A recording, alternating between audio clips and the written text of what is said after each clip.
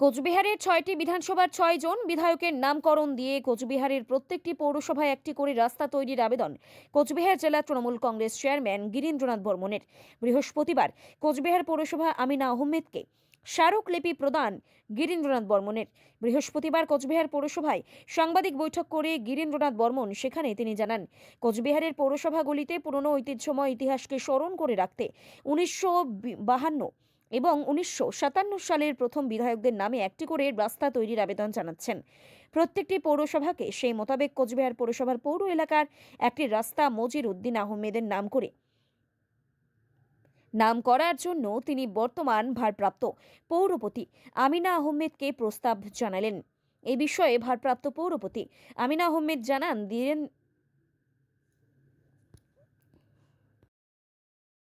সভায় আসার অন্যতম কারণ হচ্ছে ১৯৫২ সালে পশ্চিমবঙ্গের সঙ্গে কুচবিহার রাজ্য মার্চ হওয়ার পর ৫২ সালে প্রথম নির্বাচন ভারতবর্ষে যে ৬ জন এমএলএ সর্বপ্রথম ৫২ সালের নির্বাচনে জয়ী হয়েছিলেন কুচবিহার জেলা থেকে। আজকে স্বাধীনতার ৫২ পরে আজকে কত ২৬ বছর হলো, মনে কর ৭৫ বছর। এই ৭৫ বছর অবধি প্রথম এমএলএ কারা ৫২ সালের অনেকের অজানা। তাই আমরা সর্বপ্রথম গত বছর উত্তরবঙ্গ ভিত্তিক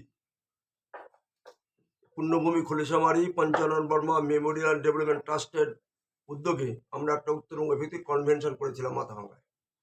সেই কনভেনশনে আমরা ঠিক করি যে আমরা প্রতিটি এই যে ৬ জন বিধায়ক বিভিন্ন ৬টা পৌরসভায় আছে, প্রত্যেক পৌরসভায় তাদের নামে একটা রাস্তার দাবি আমরা করব। তার সূচনাটা আমরা মাথাভাঙ্গায় করেছিলাম। মাথাভাঙ্গা বিধানসভার প্রথম বিধায়ক ছিলেন সারদা প্রসাদ প্রামাণিক মহাশয়।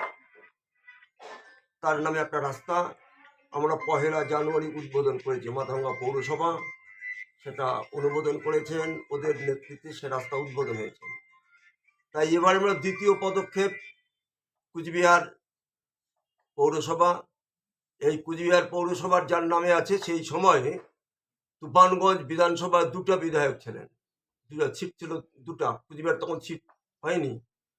সেই সময় মজিরুদ্দিন আহমেদ আর যতীন্দ্রনাথ সিংহ সরকার জিতেছিলেন তুফানগঞ্জ, এবং ৫৭ সালেও কুচবিহারে 2টা সিট হয়।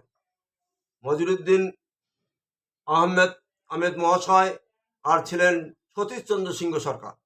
তাই মজিরুদ্দিন আহমেদ কুচবিহারের প্রথম ৫২ সালের বিধায়ক ছিলেন।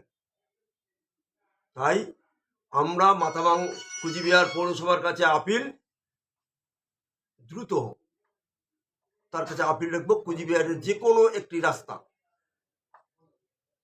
কুচবিহারের প্রথম ৫২ সালের প্রথম বিধায়ক হিসেবে নামটা উল্লেখ করে একটা রাস্তার নাম করলে আমরা ট্রাস্ট কুচবিহারবাসী কৃতার্থ বোধ করব। আমরা জানি না কুচবিহারের প্রথম বিধায়ককে, অনেক সাংবাদিকরাও বোধহয় জানে না। তাই ইতিহাস আলোকে আলোকিত হোক, কুচবিহারবাসী জানুক। এই জন্য আমরা একটা সামাজিক সংস্থা আমাদের, কারণ এই সংস্থা আমরা কুচবিহারে বিশ্ববিদ্যালয়ের প্রতিষ্ঠার একটা সংস্থা, এই পুণ্যভূমি সংস্থা আমরা কুচবিহারে বিশ্ববিদ্যালয় স্থাপন করেছি। কারণ এই বিশ্ববিদ্যালয়ের আওয়াজ আর কোনো সংস্থা কুচবিহারে করেনি, যেটা আমরা করেছি। এই পুণ্যভূমি Khalishamari Panchanan Barma memorial development trust করেছে। তাই আমরা বিনীতভাবে অস্থায়ী 7 দিনের চেয়ারম্যানের কাছে আপিল, এইটা অনুমোদন করে পার্মানেন্ট কাজের একটা নজির রাখবেন। এই আপিল হচ্ছে সম্মানীয় আমাদের চেয়ারপারসন আমিনা আহমেদের কাছে।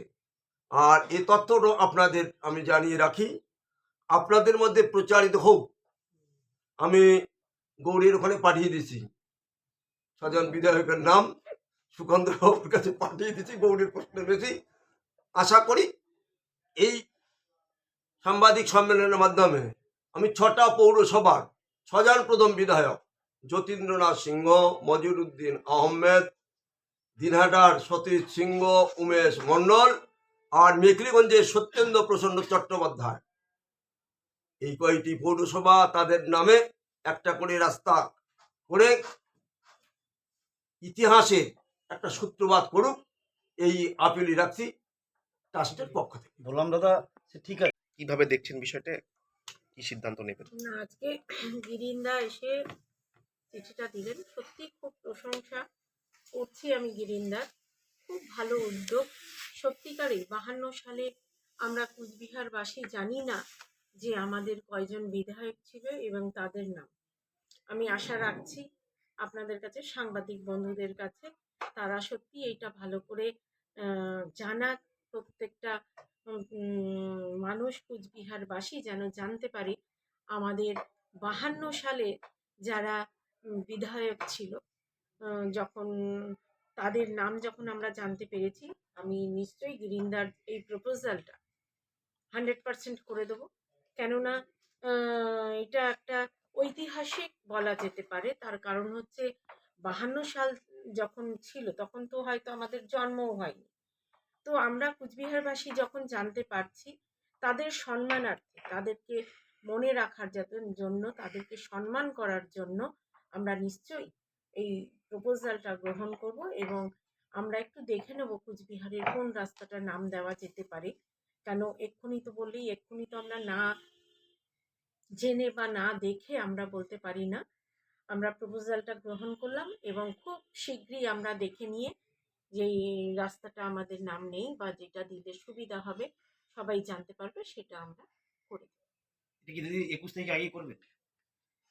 হ্যাঁ, যদি আমরা রোড সিলেকশন করে নিতে পারি, আমাদের বোর্ড অফ কাউন্সিলের মতামত যদি হয় যে হ্যাঁ এই রোডটা করলে কারোর কোনো অসুবিধা হবে না, বরং সবাই খুশি হবে, কুচবিহারবাসীও খুশি হবে, এই ধরনের রাস্তা একটা দেখে আমরা নিশ্চয়ই এটা 21 তারিখের মধ্যেই করি বা 21 তারিখের পরেই করি।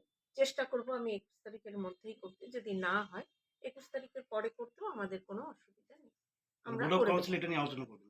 অবশ্যই এটা না তো আমরা রাস্তা কোন রাস্তাটা করব সেটা তো আমাদের জানতে হবে, না জেনে তো আমরা করতে পারবো না।